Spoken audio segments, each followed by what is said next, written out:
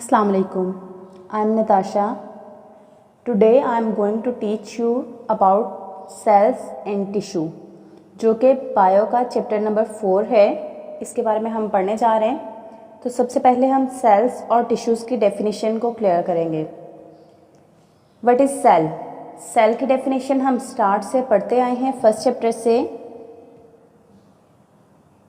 Cell को हम यूँ डिफाइन कर सकते हैं, cell is the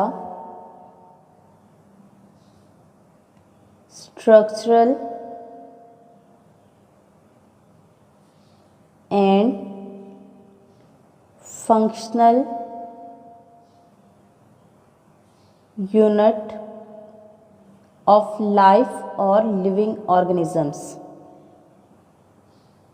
यानी सेल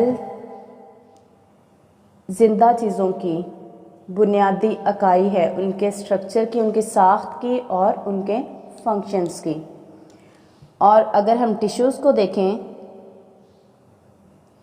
तो similar sales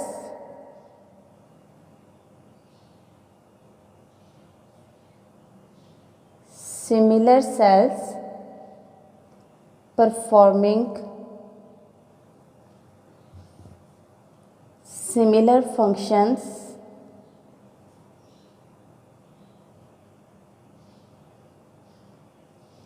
are organized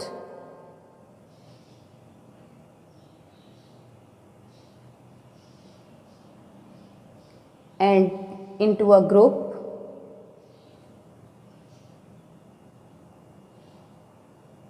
that groups are known as tissues। तो अगर हम अपनी कॉमन लाइफ में इधर उधर देखें तो हमें पता चलेगा कि बटरफ्लाई के विंग्स, या अगर कोई भी लिविंग थिंग है, जैसे पेंसिल को आप शॉर्प करते हो, उससे जो कचरा या उससे जो लकड़ी उतरती है वो भी सेल्स हैं। अगर किसी वेजिटेबल के, किसी फ्रूट्स के पील्स हैं यानी छिलके, तो वो भी सेल्स हैं। अगर आपके फिंगर के नेल्स हैं वो भी सेल से मिलके बने हुए हैं। आपकी आई लैशेज़ वो भी सेल से मिलके बनी हुई हैं। तो हर लिविंग थिंग, चाहे वो अब डेड हो चुकी है, that is made up of cells and cellular structures. तो आज जो हमारा टॉपिक है वो है माइक्रोस्कोपी। माइक्रोस्कोपी को हम यूँ डिफाइन कर सकते हैं, माइक्रोस्कोपी इट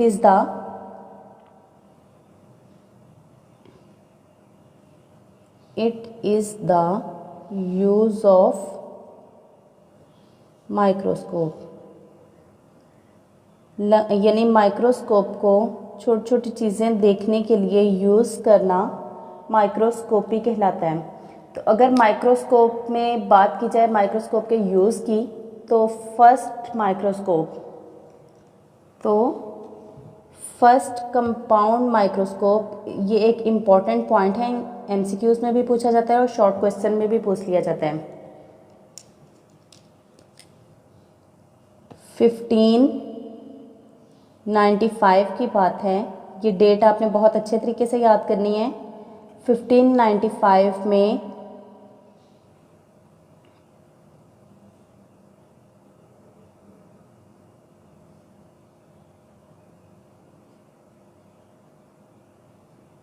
ज़ेकारियस जैनसन, ये एक साइंटिस्ट हैं जिन्होंने फर्स्ट कंपाउंड माइक्रोस्कोप इंट्रोड्यूस करवाई थी।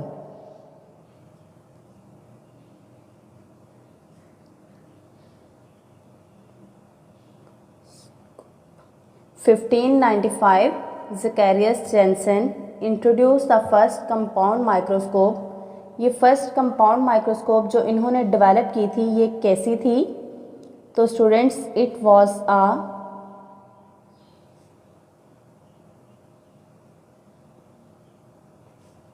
ट्यूब, सिंपल एक ट्यूब थी। इस तरह से हम कह सकते हैं कि सिंपली ये एक ट्यूब थी जिसके दोनों साइडों पे एक एक लेंस लगा हुआ था। उस ट्यूब के ऊपर भी और नीचे भी एक लेंस लगा हुआ था। It was simply a tube with lenses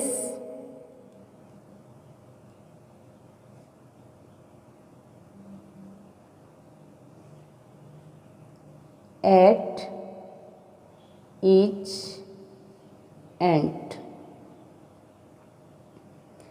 तो अगर इस कंपाउंड माइक्रोस्कोप के बारे में मज़ीद हम देखें, इसकी मैग्नीफिकेशन पावर, ये कुछ बातें हैं जो आपने इस कंपाउंड माइक्रोस्कोप की याद करनी है। इसकी मैग्नीफिकेशन पावर कितनी थी? It's magnification power is 3x to 9x। Magnification power का मतलब मैग्नीफाई करना, बड़ा करके दिखाना। तो ये चीज़ों को कितना बड़ा करके दिखा सकती थी? 3 गुना से लेके 9 गुना तक, 3 टाइम्स से लेके 9 टाइम्स तक। यानी एक चीज़ को डबल किया, डबल से फिर और बढ़ाया तो ये 3x हो जाएगा। इसी तरह से 9 पॉइंट्स तक उसको बड़ा करके दिखाना 3x to 9x होगा। तो अब कुछ टर्मिनोलॉजीज़ हैं जो माइक्रोस्कोपी में यूज़ होती हैं। उनमें फर्स्ट टर्म यही है जो अभी हमने पढ़ी है, इसको हम कहते हैं मैग्नीफिकेशन पावर। ये टर्म्स बहुत ज़्यादा इम्पॉर्टेंट हैं। सिंपली इसको मैग्नीफिकेशन भी कहा जाता है और मैग्नीफिकेशन पावर भी कहा जाता है। इसकी अगर डेफिनेशन करनी हो तो इसको हम यूँ डिफ़ाइन कर सकते हैं, magnification is the increase in apparent size of an object। यानी किसी भी चीज़ की ज़ाहरी जो उसका साइज़ है उसको बड़ा करके दिखाना मैग्नीफिकेशन है। अपेरेंट का मतलब है जैसी वो चीज़ हमें दिखने में नज़र आती है, यानी ज़ाहिर जैसे होती है, उसकी ज़ाहरी शक्ल सूरत को बड़ा करके दिखाना मैग्नीफिकेशन कहलाता है। और आप लोगों को पता है कि वो जो फर्स्ट कंपाउंड माइक्रोस्कोप ज़कैरियस सेंसन ने इंट्रोड्यूस करवाई थी, उसकी मैग्नीफिकेशन पावर थी 3x to 9x। ये MCQs में पूछा जा सकता है, इसको बहुत अच्छे से आपने याद करना है। और मैग्नीफिकेशन पावर की डेफिनेशन भी उसके साथ साथ एक और डेफिनेशन है, that is known as resolution. Resolution, इसको सिंपली रेजोल्यूशन भी कहा जाता है और अगर हम चाहें तो रेजोल्यूशन पावर भी कह सकते हैं। एक ही चीज़ के ये दो अलग अलग नाम हैं। तो अगर आप लोग देखें किसी भी तस्वीर को जूम करके, किसी कैमरा में बनी हुई तस्वीर को, चाहे आप अपने मोबाइल में बनी हुई पिक्चर को जूम करके देखें, तो आप लोगों को पता है कि वो तस्वीर जो है पिक्सल्स से मिलके बनी हुई है, यानी छोटे छोटे डॉट्स से मिलके बनी हुई है। यानी छोटे छोटे डॉट्स मिलते हैं और एक बड़ी तस्वीर बना देते हैं। तो रेजोल्यूशन यही है कि कोई दो पॉइंट्स कितने क्लियर हैं, कितने दूर हैं, इसी को रेजोल्यूशन कहा जाता है।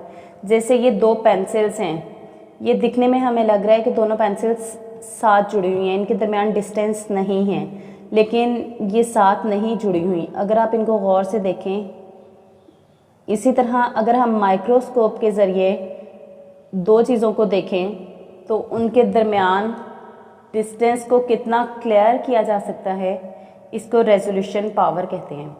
एक दफ़ा इसकी डेफिनेशन को समझ लें, उसके बाद मैं बताती हूँ दोबारा से। Resolution is the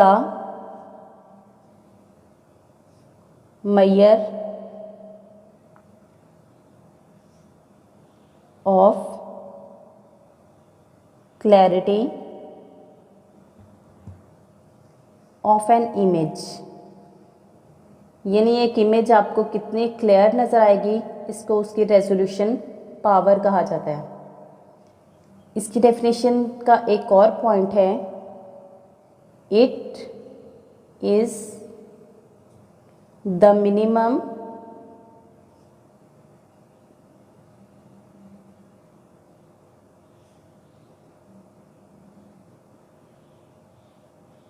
distance at which two objects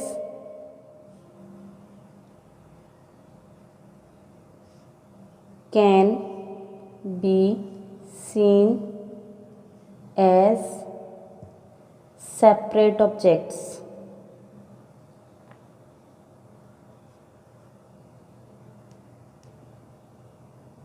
यानी दो चीज़ें अलग अलग कितने फासले से नज़र आ सकती हैं, उसको उसकी रेजोल्यूशन पावर कहा जाता है।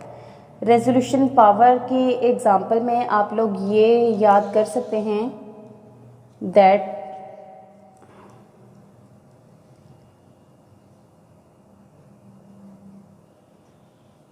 रेजोल्यूशन ऑफ ह्यूमन आई, ये भी बहुत इम्पोर्टेंट क्वेश्चन है कि ह्यूमन आई की रेजोल्यूशन पावर कितनी होती है। तो ह्यूमन आई की रेजोल्यूशन पावर है 0.1 मिलीमीटर। 0.1 मिलीमीटर ह्यूमन आई की रेजोल्यूशन है। इसका मतलब है कि कोई भी दो ऑब्जेक्ट्स हैं जिनके दरमियान डिस्टेंस होगा 0.1 मिलीमीटर का, उनको हमारी आँख अलग अलग देख सकती है। अगर ये डिस्टेंस हो जाए, इससे रिड्यूस करके हम कहें कि 0.05 मिलीमीटर है, तो वो चीज़ें हमें अलग अलग नज़र नहीं आएंगी, वो एक ही चीज़ नज़र आएगी। तो उम्मीद है आपको मैग्नीफिकेशन पावर और रेजोल्यूशन पावर की डेफिनेशन समझ आ गई होगी। तो इससे नेक्स्ट लेक्चर में हम लाइट माइक्रोस्कोप और इलेक्ट्रॉन माइक्रोस्कोप को डिस्कस करेंगे। अगर किसी को कोई पॉइंट क्लियर नहीं हुआ तो आप कमेंट बॉक्स में पूछ सकते हैं। Thank you for watching. अल्लाह हाफिज़।